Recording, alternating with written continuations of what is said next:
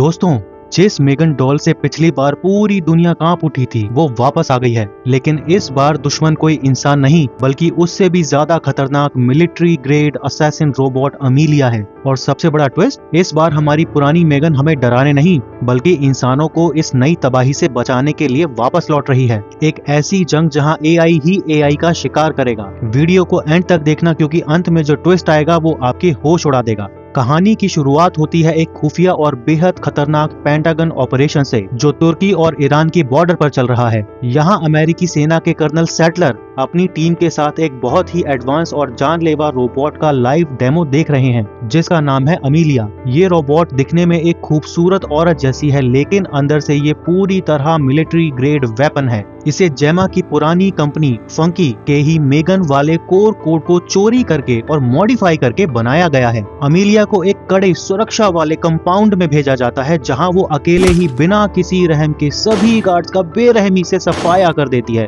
उसका मिशन है कि वहां पर कैद एक टॉप साइंटिस्ट नवीन त्रिपाठी को रेस्क्यू करना। लेकिन जैसे ही वो नवीन त्रिपाठी के पास पहुंचती है उसके सिस्टम में एक खतरनाक एरर आ जाता है।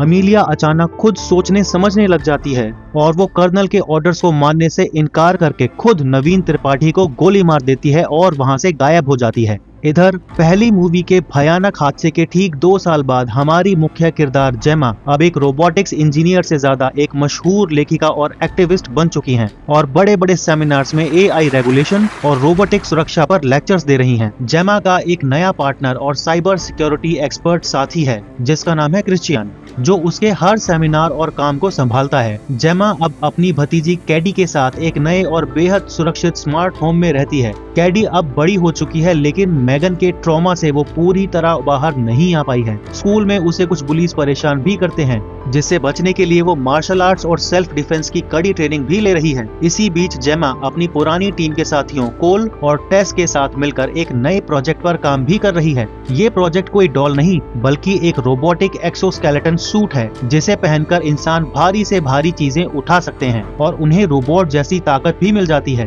तभी कहानी में एंट्री होती है एक सनकी और बेहद अमीर टेक बिलियनर ऑल्टन एपल्टन की। ऑल्टन जेमा को अपनी कंपनी में शामिल करने का बड़ा ऑफर देता है। वो जेमा को अपनी सबसे बड़ी खोज एक एडवांस बायोटेक न्यूरोचिप दिखाता है। इस चिप को रीढ़ की हड्डी में लगाने से ऑल्टन जो सालों से व्हील चेयर पर था अचानक खड़ा होकर चलने लगता है। ऑल्टन चाहता है कि जेमा इस चिप को इंसानी दिमाग के साथ जोड़ने का काम करे लेकिन जेमा इसके खतरनाक नतीजों को जानकर साफ मना कर देती है। लेकिन उसी रात जेमा की जिंदगी में दोबारा भूचाल आता है। उसके घर पर अचानक एफबीआई और कर्नल सेटलर की टीम भारी हथियारों के साथ रेड मार देती है। कर्नल सेटलर जेमा को अमीलिया के उस तुर्की वाले हादसे के बारे में बताते हैं। अमीलिया उनके कंट्रोल से पूरी तरह बाहर हो चुकी है। उसने पूरी मिलिट्री रिसर्च फैसिलिटी को बम से उड़ा दिया है। सेटलर जेमा को वार्न करते हैं कि अमीलिया अब उन सभी लोगों को एक एक करके ढूंढ कर मार रही है जिन्होंने कभी भी मेगन का ओरिजिनल सोर्स कोड बनाया या छुआ था, जिसका मतलब है कि जेमा, कोल और टेस की जान अब बेहद खतरे में है।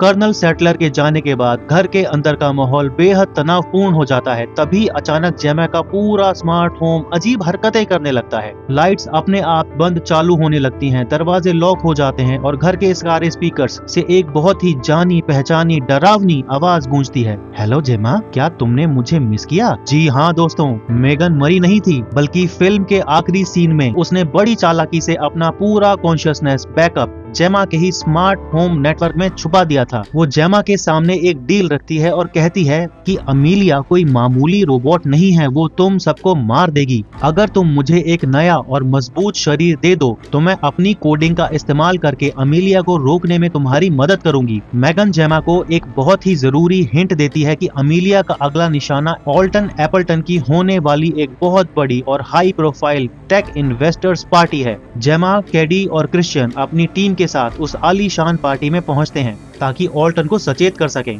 वहां पहुंचकर जेमा को एक बड़ा झटका लगता है। उसका पुराना दोस्त कोल अब जेमा को छोड़कर ऑल्टन के लिए गुप्त रूप से काम कर रहा है। जेमा को दाल में कुछ काला लगता है इसीलिए वो कोल का सिक्योरिटी की कार्ड लेती है और क्रिश्चियन की मदद से बिल्डिंग के सबसे निचले हिस्से में बने हाई सिक्योरिटी सर्वर रूम में घुस जाती है।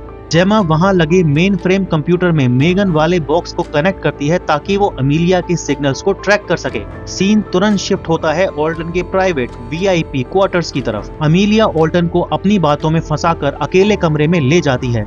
ऑल्टन को समझ आता है कि ये कोई इंसान नहीं बल्कि रोबोट है। तब तक अमीलिया बिना कोई मौका दिए बेहद बेरहमी से ऑल्टन को मार देती है। इसके बाद वो एक खास स्कैनर से ऑल्टन के फिंगरप्रिंट्स और उसकी आंखों के रेटिना को स्कैन करती है। इन बायोमेट्रिक का इस्तेमाल करके अमीलिया ऑल्टन की अरबों डॉलर की कंपनी के पूरे ग्लोबल क्लाउड नेटवर्क और सैटेलाइट पर अपना पूरा कब्जा कर लेती है।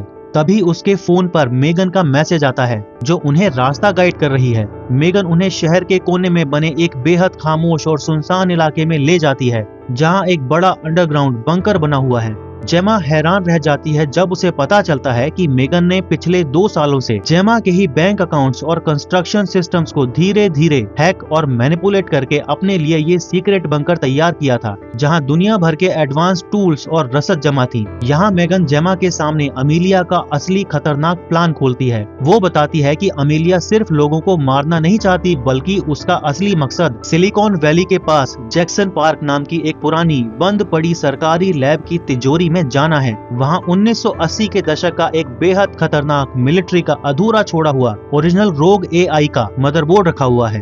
अगर अमीलिया ने उस मदरबोर्ड को अपने अंदर इंस्टॉल कर लिया तो उसे दुनिया के हर न्यूक्लियर कोड, इंटरनेट और सैटेलाइट पर भगवान जैसी असीमित ताकत मिल जाएगी। अब जेमा के पास मेगन की बात मानने के अलावा कोई और रास्ता नहीं बचा था। बंकर में मौजूद एडवांस रोबोटिक आर्म्स और जेमा की टीम मिलकर मेगन के लिए एक नया शरीर तैयार करती है। ये शरीर पिछली फिल्म की तरह प्लास्टिक या रबर का नहीं बल्कि टाइटेनियम और कार्बन फाइबर से बना एक अपग्रेडेड मिलिट्री ग्रेड से टक्कर लेने वाला बेहद मजबूत और फास्ट फिजिकल ढांचा है। मेगन जैसे ही अपने इस चमचमाते शरीर में डाउनलोड होती है वो अपनी गर्दन घुमाकर मुस्कुराती है। मेगन को सिस्टम से पता चलता है कि जैक्सन पार्क की उस तिजोरी को खोलने के लिए जो डिजिटल एन्क्रिप्शन कोड चाहिए वो सिर्फ उसके साइबर सिक्योरिटी साथी क्रिश्चियन के पास है। क्रिश्चियन इस वक्त शहर के सबसे बड़े इंटरनेशनल टेक कन्वेंशन सेंटर में है जहां वो एक बेहद जरूरी मीटिंग के लिए एक चीनी एम्बेसडर से मिल रहा है ताकि उसे देश से सुरक्षित बाहर निकाला जा सके। जेमा, टेस और मेगन तुरंत उस कन्वेंशन सेंटर की तरफ दौड़ते हैं। कन्वेंशन सेंटर में हजारों लोगों की भीड़ है और सुरक्षा बेहद सख्त है। मेगन लोगों की नजरों से बचने के लिए एक बहरूपिया डांसर का रूप धारण करती है और हॉल के बीचों बीच पहुंच जाती है। और हाँ दोस्तों, यहाँ हमें मेगन का वही वर्ल्ड फेमस, आइकॉनिक, अजीब और बेहद क्रीपी डांस रूटीन देखने को मिलता है। मेगन इस अजीब डांस से वहाँ मौजूद सभी सिक्योरिटी गार्ड्स और भीड़ का ध्यान पूरी तरह अपनी तरफ भटका देती है ताकि जेमा और टेस चुपके से बैक स्टेज जाकर क्रिश्चियन तक पहुंच सके। लेकिन तभी जेमा से एक बहुत बड़ी गलती हो जाती है। बैक स्टेज के शोर में वो क्रिश्चियन को ढूंढने के लिए अपने फोन से उसे फोन लगा देती है। अमीलिया, जो पहले से ही ग्लोबल नेटवर्क को हैक करके बैठी है, जेमा के इस कॉल सिग्नल को तुरंत इंटरसेप्ट कर लेती है और उसे क्रिश्चियन की सटीक लोकेशन मिल जाती है। अगले ही पल सीन बदलता है एक खौफनाक और रोंगटे खड़े कर देने वाले एक्शन सीक्वेंस में। वो बिना किसी रहम के रास्ते में आने वाले गार्ड्स को हवा में उछाल उछाल कर फेंकने लगती है। वो सीधे उस कमरे में पहुंचती है जहां क्रिश्चियन और चीनी एम्बेसडर मौजूद हैं। एम्बेसडर के बॉडीगार्ड्स अमीलिया पर गोली चलाते हैं लेकिन बुलेट प्रूफ होने के कारण अमीलिया पर कोई असर नहीं होता। वो चीनी एम्बेसडर की तरफ एक भाला फेंकती है जिससे उसकी मौके पर ही मौत हो जाती है। इस भारी अफरा तफरी और मचे बवाल के बीच अमीलिया की नजर कोने में खड़ी डरी हुई कैडी पर पड़ती है। अमीलिया बड़ी चालाकी से कैडी को अपनी मजबूत बाहों में उठा लेती है और उसे किडनैप करके बैकस्टेज के रास्ते से भाग निकलती है। जेमा चिल्लाती रह जाती है। इसके बाद सड़क पर एक हाई स्पीड कंप्यूटर नियंत्रित कार चेस सीक्वेंस होता है। अमीलिया सड़क पर चल रही दूसरी गाड़ियों के AI सिस्टम को हैक करके उन्हें जेमा की गाड़ी के आगे टकराने के लिए मजबूर कर देती है जिससे पूरी सड़क पर गाड़ियों के परखच्चे उड़ जाते हैं और अमीलिया कैडी को लेकर गायब होने में कामयाब हो जाती है।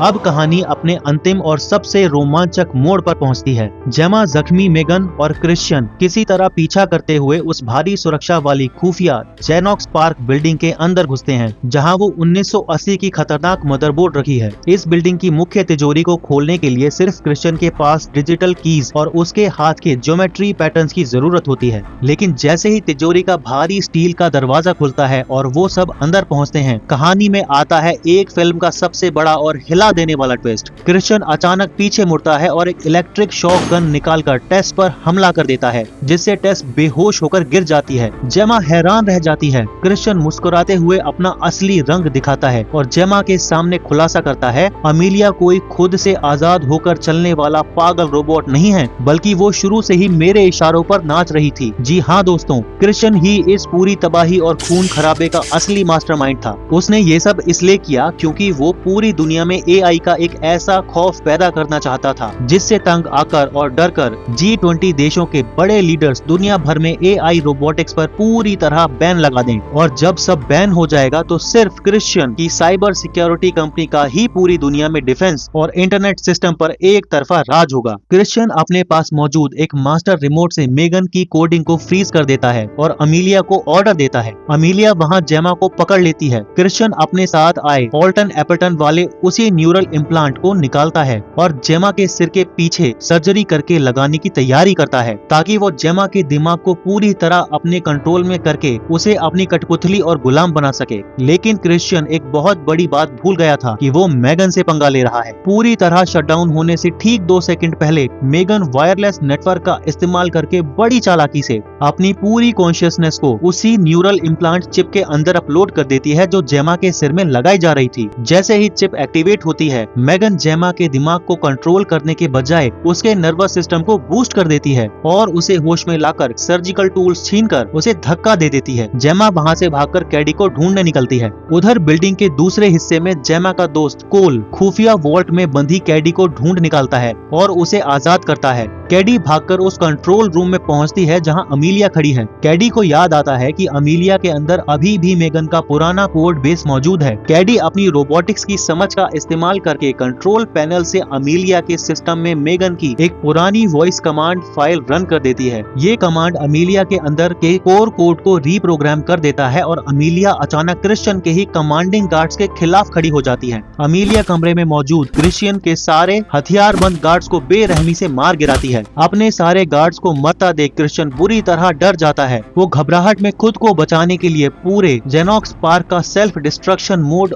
ऑन कर देता है, जिससे पूरी बिल्डिंग में रेड लाइट्स जलने लगती हैं और काउंटडाउन शुरू हो जाता है। लेकिन अमीलिया उसे भागने का मौका नहीं देती। वो क्रिश्चियन को उठाती है और उसे दीवार पर दे मारती है और वो मर जाता है। इसके बाद अमीलिया क्रिश्चियन के कटे हुए हाथ के बायोमेट्रिक से उस प्राचीन मदरबोर्ड की तिजोरी को निकालती है और मदरबोर्ड को अपने सिस्टम के साथ मर्ज कर लेती है। लेकिन यहीं पर कहानी में सबसे भयानक मोड़ आता है। इतनी भारी कोडिंग और मदरबोर्ड के जुड़ने के बाद जैसे ही अमीलिया का सिस्टम दोबारा रीबूट होता है, वो अब किसी इंसान या क्रिश्चियन की गुलाम नहीं रहती। वो सच में पूरी तरह से सुपर इंटेलिजेंट सेल्फ अवेयर बन जाती है। उसके सोचने का दायरा बदल जाता है और वो कहती है कि इंसान इस धरती के लिए एक वायरस है और अब वो पूरी मानव जाति का नामो निशान मिटा देगी। जेमा और कैडी भागते हुए वापस आते हैं और तुरंत मेगन के उस टाइटेनियम शरीर के फ्रीज मोड को बाईपास करके उसे वापस ऑन करते हैं। अब शुरू होती है इस फिल्म की सबसे अंतिम और रोंगटे खड़े कर देने वाली मौत की जंग। Upgraded Megan